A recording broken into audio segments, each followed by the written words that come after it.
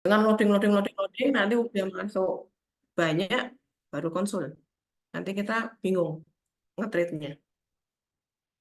Jadi kalau untuk loading, di awal masukkanlah 20 cc kalau kita yakin shocknya 20 cc plus sambil telepon konsul. Kalau ramai banget perawatnya suruh telepon saya nggak apa yang penting ada yang telepon. Sampai saya bilang jam berapapun, kalau selama saya masih bisa nyaut, telepon lah. Gitu. Sambil masuk loading, sambil telepon. Ya. Karena nanti ada pilihan-pilihan cairannya. Kapan kita ngasih koloid, kapan kita ngasih kristaloid, gitu. Nah, untuk di level awal ini, tetap mau shock apapun, kemarin dari dokter Hafsa juga awal kristaloid dulu. Yang ada lah, mau asring, mau RL, NS, tapi kita kan ada komplit. Biasanya pakainya kalau jelek banget asring, kalau nggak ada ya RL dulu. Gitu. Nah, itu loading pakai RL 20 cc per kilo. Kalau nggak shock-shock banget ragu, loadinglah 10, lihat responnya. Ya, oh kok membaik, gini-gini, memang dia masih nadinya masih lemah, masukin lagi 10. Tuh. Menjelang 20 cc-nya itu selesai, usahakan konsul. TTV setelah 20 masa selesai, lapor, gini-gini. Kalau kondisinya nggak bagus, setelah 20 cc kristaloid, saya masuk koloid. Koloidnya mau pakai HES atau pakai gelo, apa namanya, gelo fusil atau gelo fusal. Nanti kita tentukan dari respon setelah 20 cc itu. Jadi, saya mohon teman-teman jangan 20 cc, 20 cc nggak respon. Loading lagi 10 cc, 20 cc habis anaknya udah ngep-ngep, baru nanti konsul. Itu biasanya endingnya nggak bagus. Dok, ini ada yang mau bertanya, Dok, dari Mas Oh, boleh, Abda. boleh. Ya, Mohon ya. maaf, mau tanya dokter, dari pengalaman di lapangan, dari kasus DHF dulu tahun 2016 di hari ke-45, pasien sudah tidak demam. Tapi untuk kasus DHF sekarang di hari 4 sampai 5 masih banyak yang demam tinggi. Itu kenapa ya, Dok? Ya, jawab apa? Nek lagu kayak menanyakan pada angin yang bergoyang. Enggak, DB sendiri memang demamnya 2 sampai 7 hari. Dan DB yang sekarang mungkin udah lebih variatif. Enggak kayak zaman dulu-dulu ya. Jadi kalau dulu tuh DB ya DB tok gitu. Sekarang tuh banyak DB barang tipes, DB barang influenza, DB yang udah temenan sama COVID, pada anak yang sudah punya riwayat COVID, dia punya inflamasi banyak, atau DB yang sudah mutasi-mutasi, mungkin temenan sama yang lain lah, kadang bisa macam-macam. Gitu. Jadi kita pakai patokan harinya aja.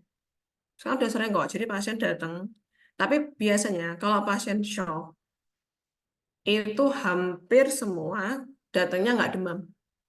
Minum 37. Ada nih setelah di loading, rehidrasi, demam tinggi, 39, 38 ada. Dan itu akan makin kacau lagi kalau datangnya biasanya pasiennya ini tadi pasien datang shock nggak sadar, udah itu hati-hati biasanya nggak bagus tuh. Shock masih melek, masih sadar itu masih bagus banget, masih masih harapan keberhasilan responnya tinggi. Jadi hati-hati pasien shock nggak sadar, udah hati-hati itu biasanya sudah ada keterlibatan encephalopatinya mungkin sudah ada. Jadi habis di ini rodanya gini-gini, tiba-tiba panasnya 41, 42, kejang-kejang, terus nggak ada. Itu pernah saya kejadian di klinik kayak gitu. Jadi udah shock, di loading bagus, dia demam, hyperpireksia, kemudian kejang, apa itu udah keterlibatan otaknya sudah ada. Biasanya jadinya udah campur-campur gitu. Ini malah teman saya ada kok yang di grup itu jadi DB, tapi jadi CKD, jadi akut kidney injury, jadi gagal ginjal, jadi komplikasinya juga ada. Jadi banyak. Yang penting kita patokan di ngitung harinya. Itu ya Mas. Jadi lihat patokan harinya gitu. Enggak semua sekarang hari kelima turun. Ada yang sampai seminggu juga baru turun. Nah, itu. Yang penting kita hitung harinya betul. Dan kadang kalau nganamnesa sehari itu hal sepele sih, nganamnesa sehari. Tapi kadang kita harus rewet. Kita harus jadi detektif. Nggak boleh terima apa adanya omongan pasien. Karena ada pasien memang nggak mau ngomong, ada pasiennya nggak mudeng, nggak paham. Itu hari demamnya kapan. Pasien harus dituntun ketika dia di anamnesa demam. Karena itu penyakit dia. Miss di anamnesa demam jadi malapetaka untuk pasiennya. Ya, terutama pasien yang rawat jalan. Jangan lupa nitip seperti pesan saya sebelumnya, kasih surat cinta, pengantar lab. Bu, kalau hari tanggal ini ada demam atau lemes. Jadi jangan cuma ngomong demamnya doang. Nggak demam tapi lemes, ke UGD nih, Bu, cek lab.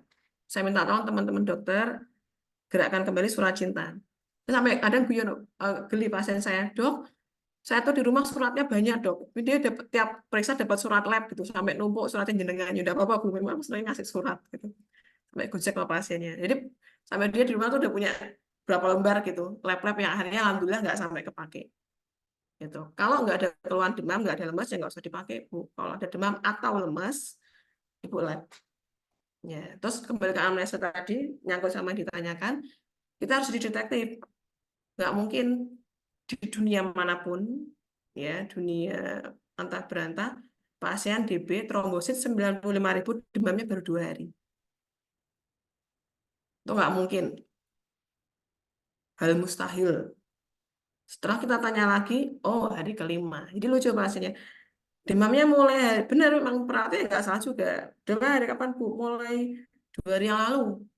Panas. Kan nggak mungkin ya, secara kimosok trombosit segini. Paling cepat dari ketiga lah, trombosit turun segitu itu.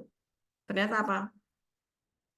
Tak tanya lagi, bola kemarinnya panas, bukan, bukan panas. Terus kalau pasien bilang, jadi kalau misalnya dia hari ini di demam, kemarin demam, oke. Kemarinnya demam, kita bisa pakai patokan. Bu, saat ini hari Rabu. Selasa panas, bukan panas. Senin panas, bukan panas. Minggu panas, bukan bukan.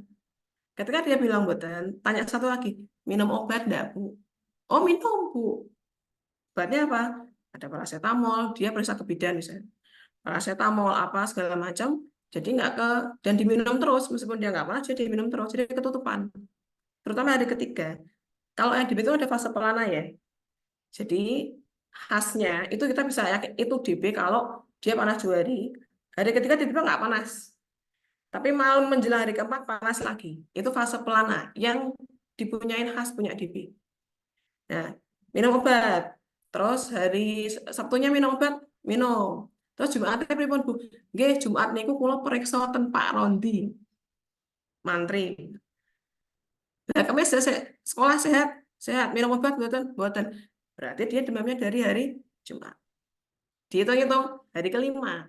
Nah, itu contoh kasus yang saya temui beberapa hari yang lalu. Jadi perawat di dok, hari kedua tambah 90.000. Iki sing error lepe, apa hari demamnya, kan gitu kan. Nah, kita tanya lagi ke pasiennya, ternyata yang benar hari kelima. Jadi teknik menganamnesa untuk teman-teman yang baru, dan ini Mbak Pungki, mungkin ya baru di UGD gabung, atau mungkin teman yang lain, belajar cara anamnesa yang mendetail seperti itu, khusus untuk demam, wajib. Jadi detektif, kita sok-sok nggak percaya sama pasien juga, boleh. Jadi kita gali sampai benar-benar itu anamnesa benar. Nah, kenapa teman-teman mungkin pernah mikir anamnesa itu hal sepele, nggak punya peran penting. Nggak, salah. Itu punya 70% menyumbang keselamatan pasien. Jadi kalau teman-teman betul, insya Allah pahalanya banyak. Tapi kalau nggak serius, membuat menjerumuskan pasien, dapat amal salah, bukan amal soleh. Kenapa? Karena ada dokter yang apa adanya, ya nggak pernah apa adanya. Jadi apa adanya di perawat diterima. Oh, demam 3 hari. Gitu. Udah, anamnesis kalian jadilah itu patokan dokternya untuk nge-treat, ngediagnosa. Ada dokter yang nggak percayaan, tetap dianamnesis ulang. Itu alhamdulillah pasiennya selamat, konangan di situ. Gitu. Kalau saya biasanya nanya lagi, bener nggak ini demamnya? Tak cek lagi, tak cek lagi. Gitu. Ada dokter yang gitu, ada yang nggak apa sih, curiosity-nya tinggi, ada yang apa adanya gitu ya. Maksudnya di 3 hari, diterima 3 hari, 1 hari, 3 hari, nggak dicek lagi. Karena mungkin pasiennya banyak, jadi nggak sempat ngecek lagi. Jadi ketika beranamnesis, terutama demam, pikirlah ini krusial. Kalau sampai saya salah, saya bisa menjerumuskan pasien. Kalau saya nggak teliti, saya menjerumuskan pasien. Kalau saya nggak teliti, saya menjerumuskan dokter. Ya, karena bisa jadi loh, di anamnesisnya hari kedua, ternyata seminggu, saya udah agak lemas, karena hari kedua kan, saya suruh pulang. Di rumah, besoknya shock, meninggal. Coba, kalau kejadian di saudara kita kan, memang kodarullahnya meninggal. Tetapi lantarannya salah satunya karena kita. Itu kita mungkin berandai coba aku lebih teliti coba. Mungkin si pasien ini akan datang nih untuk ngecek lab sehingga dia apa hari itu dia di lab sehingga dia terhindar dari shock di rumah. Gitu ya mungkin ke soal hari demam. Kenapa saya mementingkan demam itu penting banget. Jangan sampai kita miss di situ. Jadi teman-teman anamnesis demam, saya mohon bisa detail lagi karena ini menyangkut nyawa si pasiennya. Karena tahu kapan boleh pulang, kapan harus mondok, kapan dikasih pengantar lab, gitu ya. Gitu. Terus, Terus ini dok, eh, ada ya, pertanyaan lagi dok oke, dari Dokter Dini Amelia. Kapan pakai ya, HES, kapan pakai Gelofusal dok? oke. Dua-duanya itu masuk golongan yang sama, koloid, ya. Bedanya kalau nggak salah, jadi HES itu sama-sama koloid, cuman jenisnya yang berbeda. Ya, dua-duanya bisa dipakai, tergantung preference masing-masing dokternya. Ya. Tapi di sini tekankan untuk fase koloid harus konsul dulu. Ya, jadi kalau ada shock DSS, teman-teman monggo masukkan kristaloid dulu sambil konsul. Untuk afex koloid eh, sebisa mungkin harus sudah konsul DBJP dulu. Kecuali saya ditelepon tengah malam, udah ditelepon 4-5 kali, teman-teman udah telepon lewat Pak Azhar juga nggak diangkat, sudah masuk loading 20 cc nggak respon, masukkan gitu ya.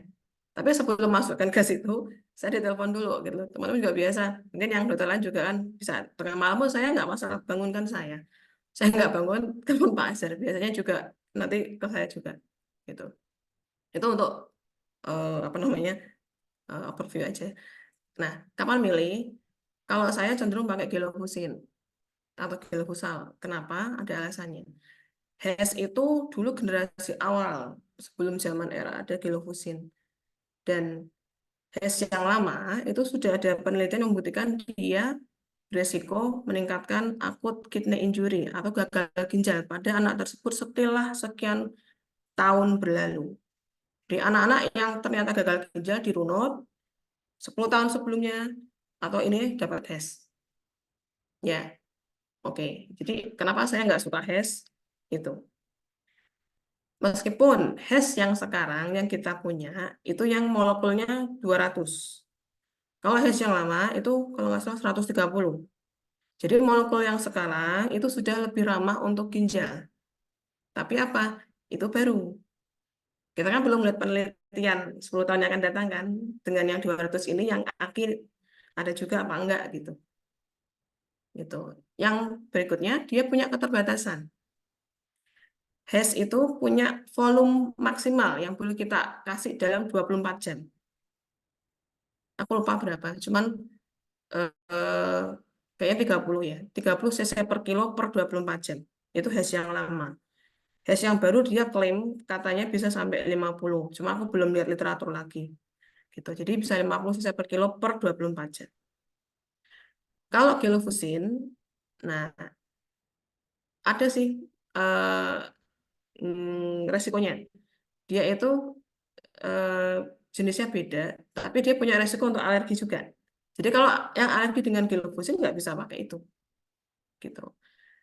Nah, cuman si ini masih terbukti lebih belum ada penelitian yang membuktikan kalau dia itu faktor risiko untuk AKI saat ini gitu. Yang kedua, limit cairannya lebih banyak.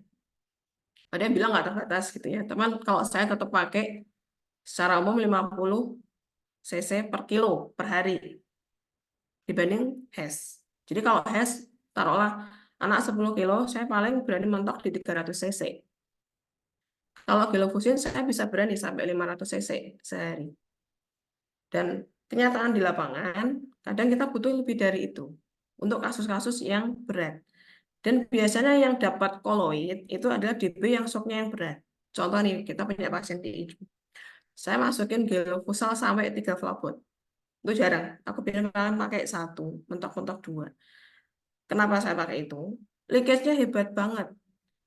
Ketika shock, sudah loading 500 cc, langsung HT-nya turun. Malam, heart rate-nya kejar-kejaran lagi, naik lagi.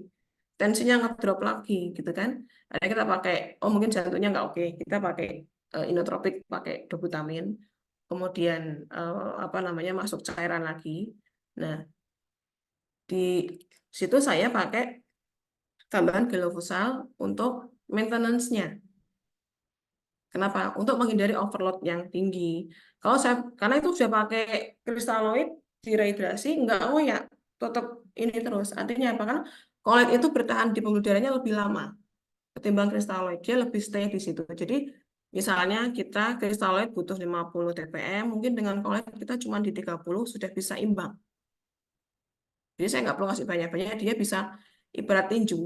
DB itu saya ibaratkan tinju kok. Jadi intinya kita tuh bertahan aja dulu gitu. Kita bertahan, dipukulin gitu kan. Sampai si lawannya ini udah lengah, oh saatnya kita pukul balik. Ketika leakage ada, kita tuh bertahan aja. Bertahan sampai ini nutup nih leakage-nya. Begitu leakage-nya nutup, ya kita kuras. Gitu. Nah, itu bedanya. Kemudian, tapi harus teman hati-hati. Ada perbedaan hal penting harus kita pantau. Kenapa kita juga bukannya nggak waspada ya, bukan oh gilufusin berarti bisa sebanyak-banyaknya. Enggak, ada hal yang harus kita tahu, yang kita harus takut juga. Kelebihannya nih, kalau kristaloid dia cepat hilang, cepat rembes lagi. Tapi dia kalau overload itu nggak apa-apa, masih aman. Nanti bisa keluar lewat pembuluh darahnya, lewat pipis bisa. Kalau koloid nggak bisa. Jadi kalau kita ngasih koloid overload, kok sampai ada efusi, itu nggak bisa keluar kalau tidak di apa namanya tapping, tidak di apa namanya kalau apa sih yang di itu loh dikeluarkan dari efusi, kok lupa namanya. Jadi kayak efusi koloid itu nggak bisa keluar sendiri, harus dikeluarin pakai tindakan kok torakosintasnya dia yang tahu ya. Jadi kayak Pak penyakit dalam tuh loh. Jadi ditusuk nanti cairannya keluar lewat situ. Jadi kalau sampai kelebihan Pak kilo pusal atau HES atau kolit lah, dia nggak akan bisa keluar sendiri. Itu yang harus kita ingat betul-betul biar jangan sampai overload. Hanya untuk ibaratnya bertahan, ketika udah agak mending lanjut ke kristaloid lagi. Gitu ya mungkin begini ya. Sekilas overview kenapa kok Bu Fia senang pakai ini. Kok misalnya dokter yang lain senang pakai HES, itu ibarat senjata sesuai yang paling dikuasai. Ibaratnya kenapa kok satu pakai tombak, kenapa kok satu pakai pedang? Oh, saya mahirnya pakai pedang, pakai tombak saya nggak pinter. Jadi itu preference masing-masing, gitu ya. Dua-duanya golongan yang sama. Dan yang kedua itu juga punya risiko pendarahan. Kalau kita ngasih koloid, pasien itu lebih berisiko untuk pendarahan, gitu. Oke, ada yang lain mungkin sudah mau jam 3? Nah, sudah. Untuk shock nanti bisa dilihat lagi ya. Mungkin sampai di tahap ini aja untuk teman-teman. Tadi sudah tahu goalnya, kemudian apa sih tadi ya? Goalnya mencegah overload.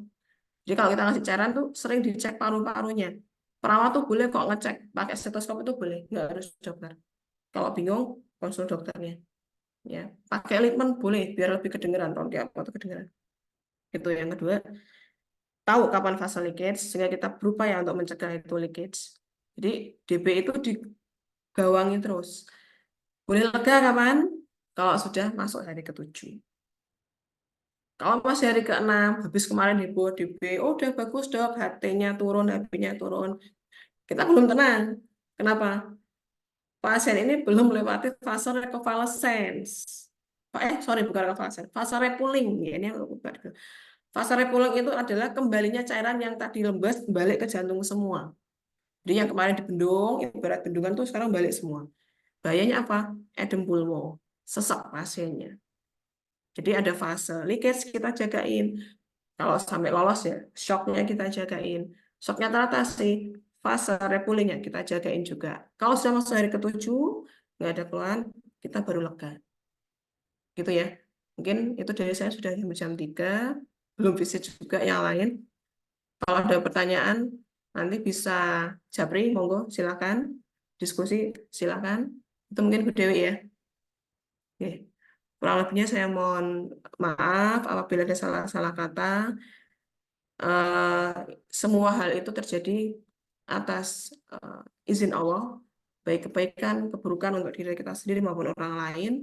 Di sini kita hanya berupaya, berikhtiar untuk bisa berperan sebaik mungkin sesuai kompetensi kita, baik sebagai dokter, perawat, kita care juga dengan pasien, kita niati sebagai amal, insya Allah mudah-mudahan jadi pemberat kita nanti di yaumil akhir nanti. Mungkin kita capek, kita lelah, tapi kalau kita, oh iya, kita ingat lagi, insya Allah itu jadi penyemangat kita.